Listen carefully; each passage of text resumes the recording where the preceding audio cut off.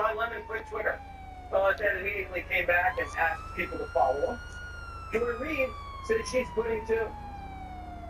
Hey guys, so today I finally did something I've been meaning to do for a while, and the reason for doing it, and kissing goodbye my 1.9 million followers over there, is because I've been posting for a long time. I just didn't want to contribute content once it was purchased by its present owner. Talking to fewer people isn't how you win elections. That was one of Kamala's biggest mistakes on the trail. She skipped Rogan today for finding out she didn't want to do the podcast because she didn't want to offend her liberal staffers. There was a backlash with some of our progressive staff that didn't want her to be on it. Anyone who cares this much about their staff's feelings is unfit. Well, except me. I care deeply. Kamala was so scared of her people's feelings, she never came up with an agenda. Americans don't like that. Even some migrants don't like it. They think they're better off with Trump, even if they're going to get deported. If you get deported, would you regret your support to Donald Trump? No me arrepentiría. He's saying that he wouldn't regret supporting Donald Trump. So you're really not thinking about yourself. You're thinking about your children and the future of your children. Yes, I want to learn from my children. Liberals love to tell you they're allies of blacks and Latinos, but blacks and Latinos think libs are crazy. The Financial Times study shows white liberals are way more radical than blacks and Hispanics. I mean, way more. More blacks and Hispanics are proud to be Americans than white liberals. Blacks and Hispanics want tighter borders than white liberals. White liberals think America is more of a racist country than blacks and Hispanics. Blacks and Hispanics believe you can make it in America if you work hard. White liberals, not so much. White liberals are alone in an island while the rest of the country's over here in a place we like to call normal. If liberals could just wipe the tears out of their eyes, maybe they could see a little bit better and notice everyone around them thinks they're open borders atheists who hate America.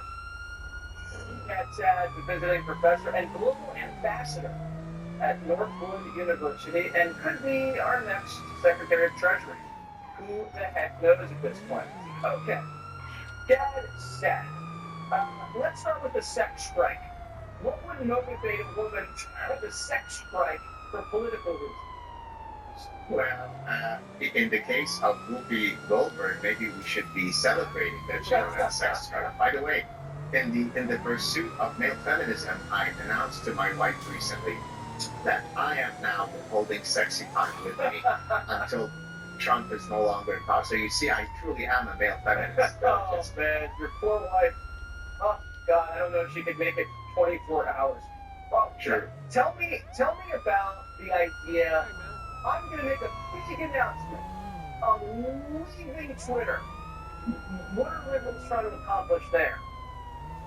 Well, they have a completely false sense of their importance, right? I wrote an article a few years ago on the narcissism and grandiosity of celebrities, because if you're surrounded for 20 years with people who cater to every one of your wins, then you're fully decoupled from reality. So you think that when you're going to announce that I'm leaving the platform, there's going to be a cataclysmic earthquake with people crying.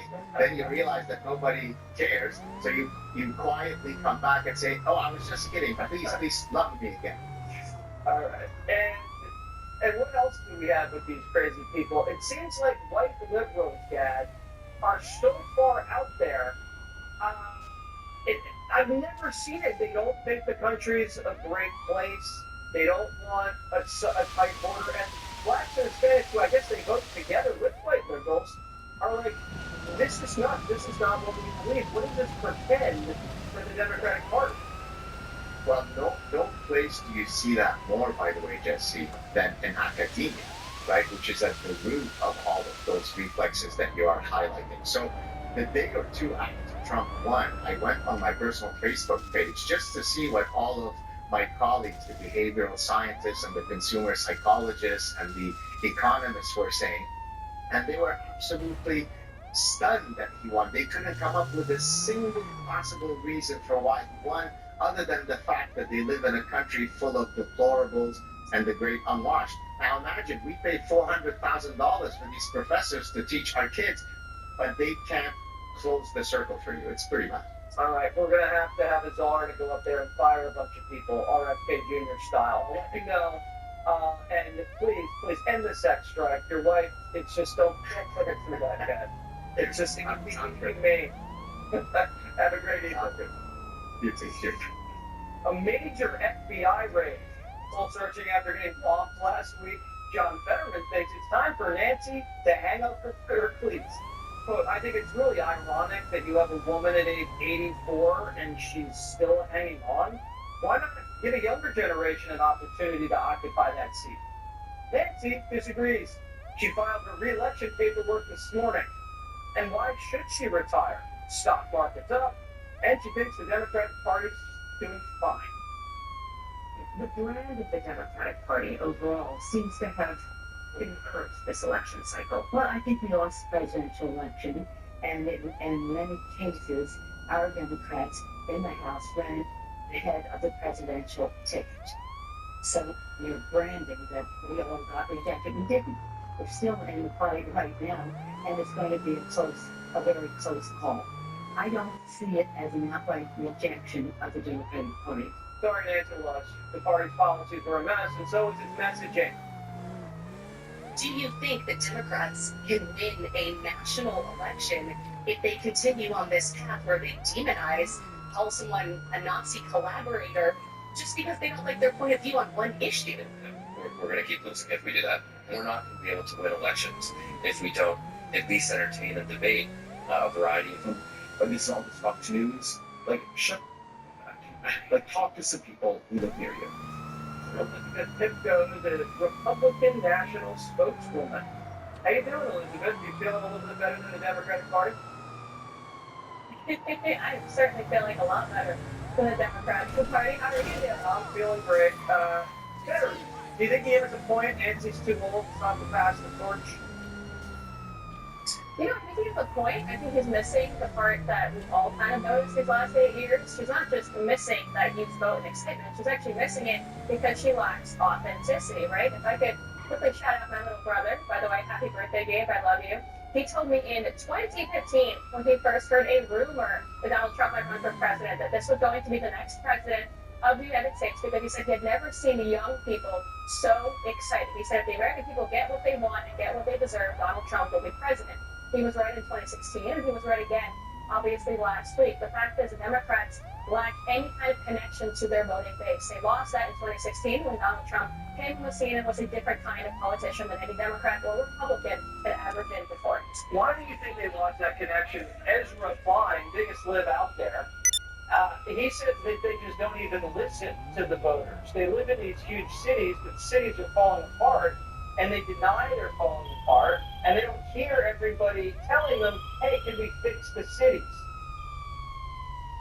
Well, the fact is they don't listen to them because they believe they don't have to, right? They've always believed they could manufacture a story, they can manufacture a candidate, and they can manufacture support for that candidate. They have now learned that that is not a winning strategy anymore, and that's because Donald Trump woke up the American people, right? The Democrat Party for many years now has believed they are more powerful than the will of the people because they have so many institutions on their side. Unfortunately, they learned the hard way when Donald Trump stood up after everything that was thrown his way these last 4 years and said, the American people want me back in office, and that is where I will be. He was obviously vindicated on November 5th and vindicated in the kind of landslide nobody saw coming, and which I can only assume will make Democrats reassess that losing strategy. Yeah, now donors don't even want to pony up for the midterms because it's just like lighting cash on fire. They don't trust the party to handle the money wisely because they were lied to about it being a close race when they were really just skimming 10% off the top for celebrities like Oprah.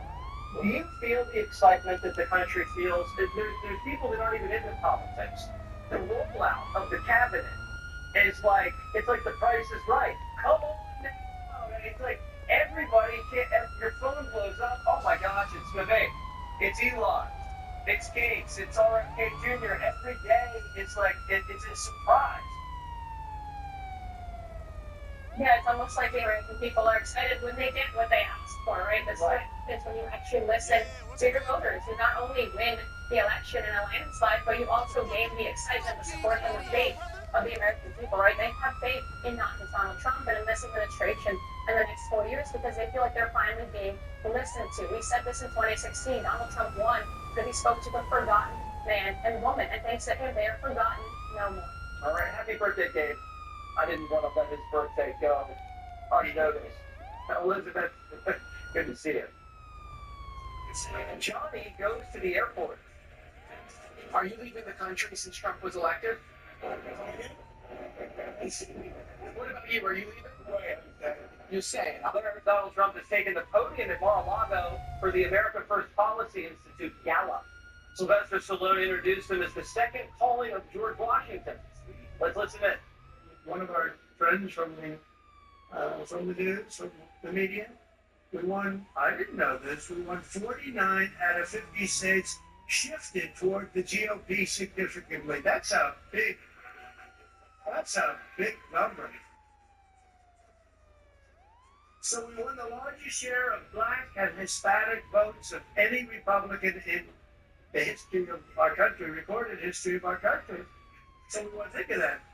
We won the largest share of Black and Hispanic voters. That's so incredible. They're unbelievable people. We respect them. We admire them. They've been through a lot. And they like us. And it wasn't easy. It wasn't easy. But if you take a look at the border of Texas, the governor called me, Greg Abbott, this great guy, called me up. He said, you went every single town on the border, and these towns were always blue. They were a dark, strong blue, and we won every single town up and down the border in Texas. We won with married women. What about unmarried women? What happened to unmarried women? We won with married women. We won half of all ages. Think of that. More than 50% of the 18 to 29-year-olds, the highest in many decades, the highest number. And again, it really has to do with common sense. You know, people don't want men playing in women's sports. Right? They don't want. You know, like I said that during the last few weeks, I was very heavy on the common sense things. Like they want our border. They want people to come into our country. They do. They don't want to have exclusion, but they want to come in legally through the system. They don't want it coming in through prisons and through, when you dump a prison from countries all over the world, dumping prisons into our country. The prison is dumped into our country by the millions. They don't want that. They don't want all of the kind of things. They don't want drug dealers. They don't want gang members. They don't want people that are causing trouble. They don't want people that the country doesn't want. And they had I would say a truth, Elon would say an X, but it came out and it had 12 different.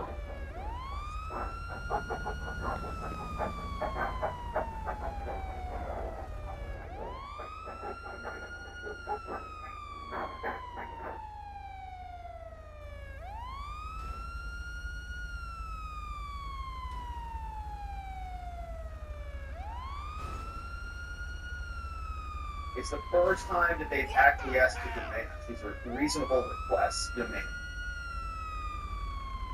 Let's talk about the courts. Everyone knows it ends.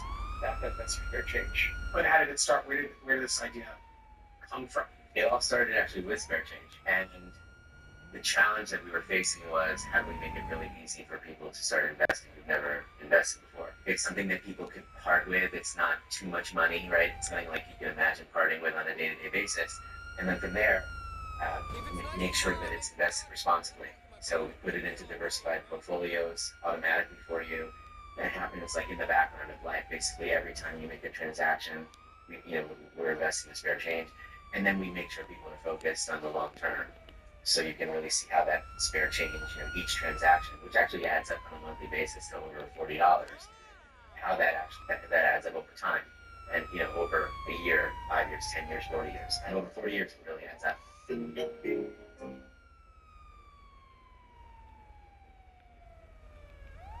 I get it if y'all think the states have been neglecting you, but with this new program, they're actually coming in Clutch A, whopping $6,400 subsidy and a $500 spending card to help us combat the rising prices. Thanks to the recently passed Inflation Relief Act by the states to help all of us that can use a hand right now, they put the migrants before us by providing them hotels.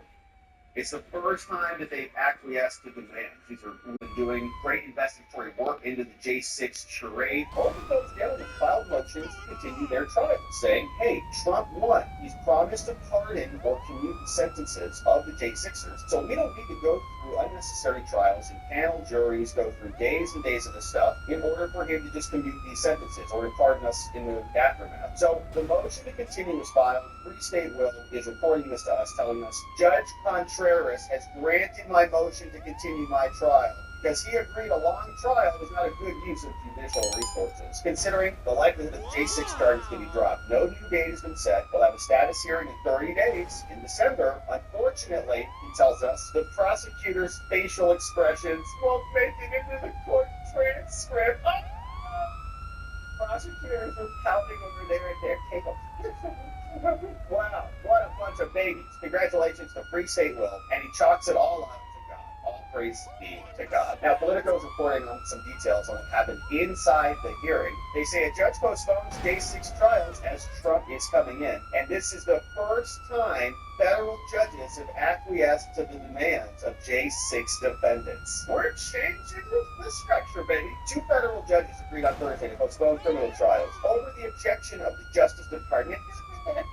Judges Carl Nichols and Rudolph Contreras, Trump and Obama appointees respectively, said they wanted to conserve court resources and avoid hauling in dozens of jurors for cases that might be called on in a few weeks. It's the first time that they've acquiesced to demands. These are reasonable requests, demands. The J6ers are insurrecting the courts again with their demands. They're demanding this.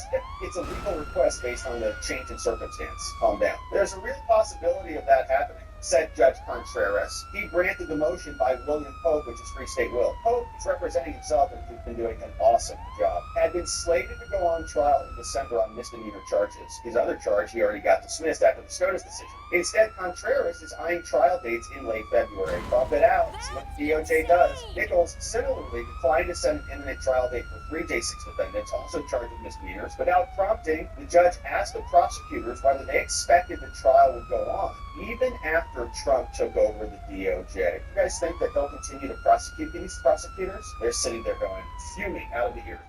Like, Wile E. Coyote. When the prosecutor in the case could not confirm either way, well, Your Honor, we don't really know. The judge opted to set in April. Okay, well, how about we just push it to April? Then we'll figure it out then. And postpone all other deadlines, allowing time for the DOJ to recalibrate. Wow, it's happening fast, man. I love it. As soon as the prosecutors asked for a trial date, Judge Nichols confronted her on whether she could assure the court would take this matter to trial once the new administration takes office, says Marina Medved, an attorney for 2 of the defendants in Nichols' courtroom. Of course, she says, the prosecutor can make no such assurances. Oh, the judges on the federal bench have declined to go as far as this. Instead, they've described defendants' request for pardons as speculative. Now that they're going to get it, and they said the courts can't operate on a potential for a pardon. So whatever the president-elect may or may not do, said some other judges, with respect to some of these, is irrelevant, said another judge, who's an Obama appointee hero, right? So other J6ers are getting treated differently again, another double standard percolating in the D.C. circuit. Contreras, the judge, acknowledged those decisions, but said none of them were made in cases that were about to go to jury trials. Jury trials is a big deal. He's still focused on conservation of the resources. Another U.S. attorney for the DOJ pushed back. He says, Your Honor, a bunch of other judges maintain their trial schedules, even though Trump won, and we're going to put on efficient cases, okay? So we're just going to go quickly, and we're going to have these trials quickly. So just let us have the trial. The judge says, pipe down. I'm not reconsidering. Incredible. So congratulations to Free State Will and Baker and the others who had their cases continued. Unfortunately, the FBI and the DOJ, because they're maniacs, even though there should be a friendly cause, okay? Trump won.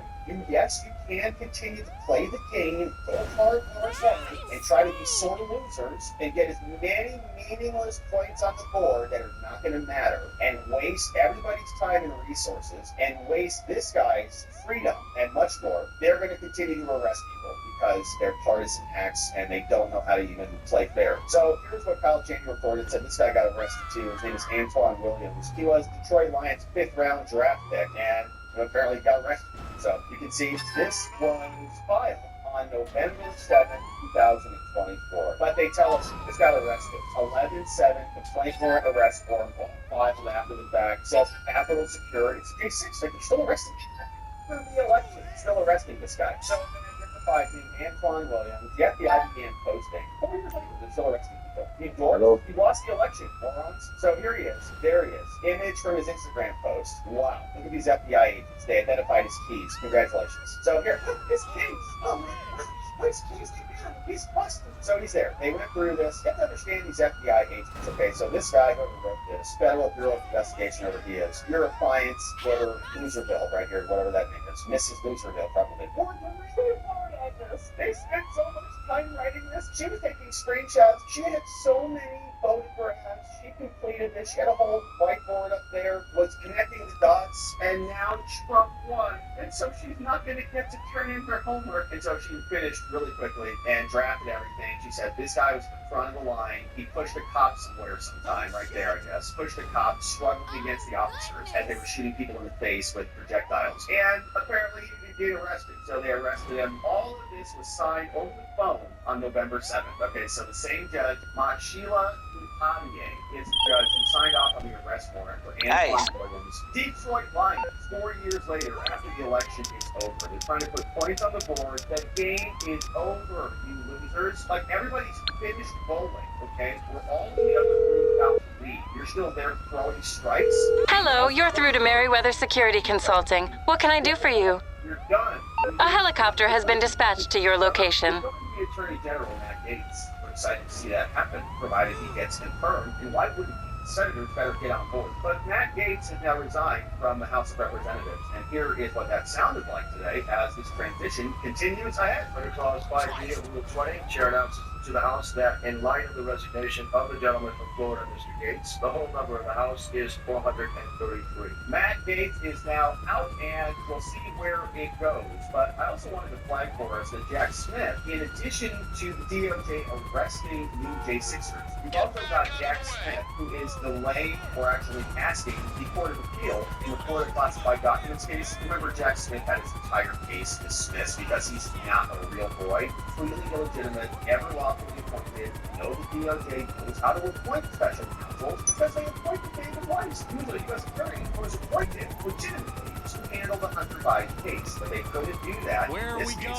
They needed Jack Smith, a hatchet man, to do the dirty work of Biden and Harris and the Democrats. But now, since Jack is going to be resigning and running away like a scared baby, he has asked the 11th Circuit to hold his appeal. The case was dismissed. He obviously does not want that to be dismissed, or didn't want it to be dismissed. Now that Trump has won, he is thinking twice. He is sending this in very short filing saying, all right, Court of Appeals, as a result of the election held on November 5th, one of the defendants in this case, called the President-elect, Donald J. Trump, is expected to be certified as President-elect on J6 and inaugurated on January 20th. President-elect defendant. Get it right. The government respectfully requests that the court hold this appeal in abeyance.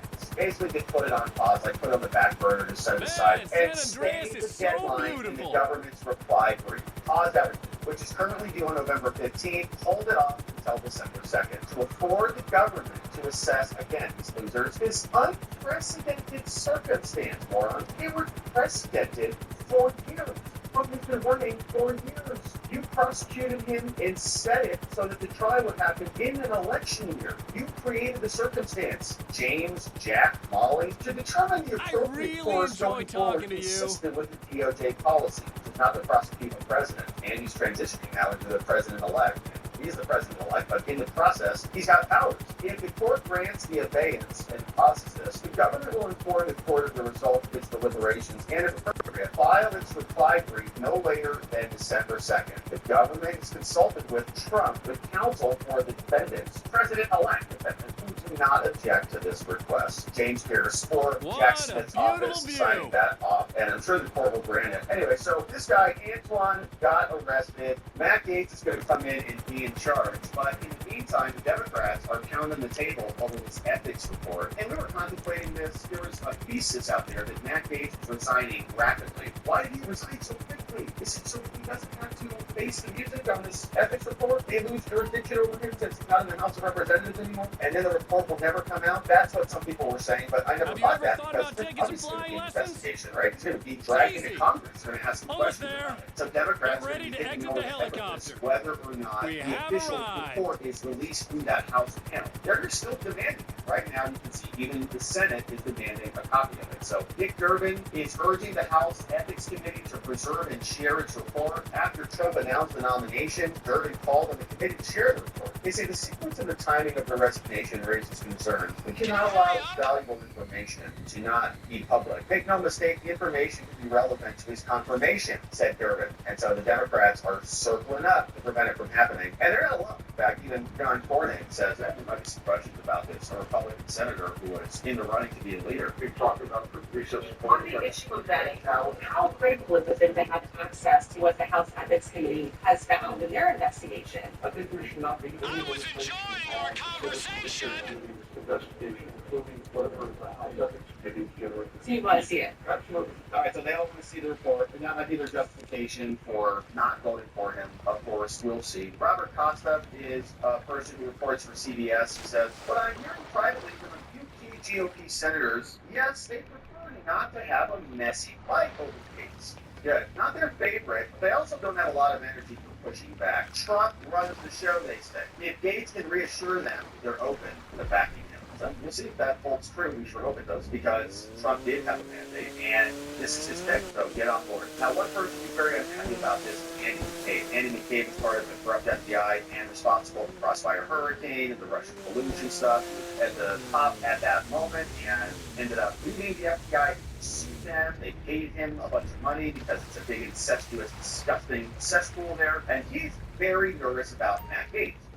Matt Gaetz is going to be great. I want to start with Matt Gaetz, who is potentially on track here to lead the agency that includes the FBI, where you spend so much of your professional life. What are the implications of having Matt Gaetz as Attorney General? There's so many things that kind of jump out to you when you hear that, the prospect of that nomination. But I think the first thing that really impresses me is what it says about Donald Trump's intention for the Justice Department and the FBI. What do you think it means? Matt Gaetz is obviously wholly unqualified for this job. I mean, quite frankly, couldn't get hired by the FBI if he was, had he ever been interested in that, which I'm sure he never was. He's too good for the FBI. You guys hire corrupt political Democrat scumbags like yourself. Probably couldn't qualify for a clearance. Matt Gaetz has, by his own statements, you think Joe Biden would be hired by the FBI? Some of those you just played, no interest in the FBI or the Department of Justice, no respect for the work that they do or for the people that do that work. He is singularly a disruptor. He is someone who's been selected because of his interest and desire to go into the organization and tear things apart. Yes, you nailed it. All right, you're right. You nailed it. You know, like we get rid of people, stop doing a lot of the work the Justice Department is currently doing. You know, we spent a lot of months debating whether or not Donald Trump actually means the things he says about the Department of Justice and the FBI, whether he's actually going to try to really dismantle those organizations in a serious way. I think the selection of Matt Gaetz is a clear indication of how squarely he intends to do that. That's right. He does intend to do it. That's why he picked Matt Gaetz. Repercussions are coming. The grip is over. You guys don't get to continue to have things continue on in the old manner that you've been utilizing to install yourselves as permanent people in power. This is the number 2 in the Senate, John Barrasso, saying, yeah, we're going to give him a fair shake. Matt Gaetz is going to get a fair shot at confirmation. 24 hours has been the nomination of Matt Gaetz to be Attorney General. Will he get confirmed? But he'll certainly have a fair hearing, and people will have a chance to vote. What I want to do, and specifically with this, if you would expect the president to make bold decisions and appointments. Look what happened to the president over the last 4 years. We have seen the Justice Department in this administration weaponized, politicized. They dragged President Trump through the court repeatedly. You know, nobody should be above the law, but nobody should be the target of the law. And what we've had is President Trump being the target of the law. So he talks about draining the swamp. It's not just all of Washington, specific the Department of Justice. So this is no surprise that the president has made a bold announcement and decision there. Everyone that he has nominated so far, better than the people that are in there right now. Absolutely, by about a million miles. We could go down the list, but Merrick Garland, you think that he is not a political person? They tried to say that he was somebody who's a Supreme Court judge and he's above the spray and all those things. Merrick Garland is police for some insanely weapons of the DOJ that deserves every single thing their concerns that states going to do to them needs to happen. So we're excited for it. Hopefully the senators hold firm and Gina McNeely's in fair shape. We're going to be here following along as they do. Thank you for subscribing, and we'll see you back here. In 1906, we were successful because we had